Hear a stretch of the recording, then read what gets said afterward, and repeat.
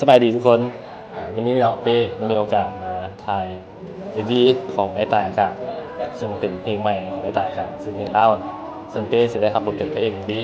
พูดบ้านจะมีประมาณแบบว่าเราทิมคนนึงคนนึงไปถ่ายกิจกรรมบางง้อแต่เขาก็เอาอย่างประมาณนี้เนาะการถ่ายMVครั้งนี้จะเป็นการถ่ายMVครั้งแรกของเป้เนาะซึ่งจะ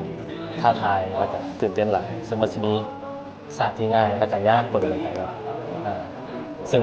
อย่างนี้โดยรวมภาพรวมจะเป็นอย่างไรฝากให้ทุกคนเนาะเข้าไปติดตามไปเบิ่งเพลงเพลงอ้าวของไอ้ตายอากาศเด้อ โอ้ยสบายดีพรทิตาสีทองจันทร์เด้อเป็นนักแสดงอิสระเมื่อนี้มาทำบุญเป็นนางเอกแต่ว่าหนาเศร้างานมาถึงวัยเอกดีเมื่อได้มาห่วงงานกับไอ้ตายอากาศรายการกับพระเอกคนหล่อของเราไอเป้มิสเตอร์โกลบอล2021ทั้งหล่อแต่ว่าใจหายเองเบิ่งหนาเศร้าหมดเลยทุกคนแต่ทุกคนอย่าลืมเข้าไปเบิ่งใน YouTube ของไอ้ตายอากาศเด้อเพิ่นจะอัพลงในช่องทางนั้นเป็นช่องทางหลักเลยอย่าลืมเด้อ สบายดีทุกคนมื้อนี้ก็เป็นมื้อทำอิฐในการถ่ายทำมิวสิกวิดีโอเพลงของต่างนะก็เป็นผลงานเพลงใหม่ชื่อว่าเพลงอ้าวเนาะเป็นชื่อสั้นๆก็ผลงานเพลงนี้ก็เป็นอีกหนึ่งผลงานเพลงที่เฮ็ดให้ตัวเองรู้สึกว่าตัวเองได้กลับมาเป็นตายอากาศแท้ๆอีกเทื่อนึงเฮ็ดให้รู้สึกว่า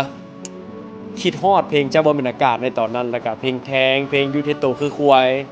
มันเป็นฟีลประมาณนั้นก็อยากให้ทุกคนได้ลองกันรับชมกันทางมิวสิกวิดีโอก็ได้น้องๆจาก First Modeling มาแสดงอีกก็แฮงแบบอินกับบท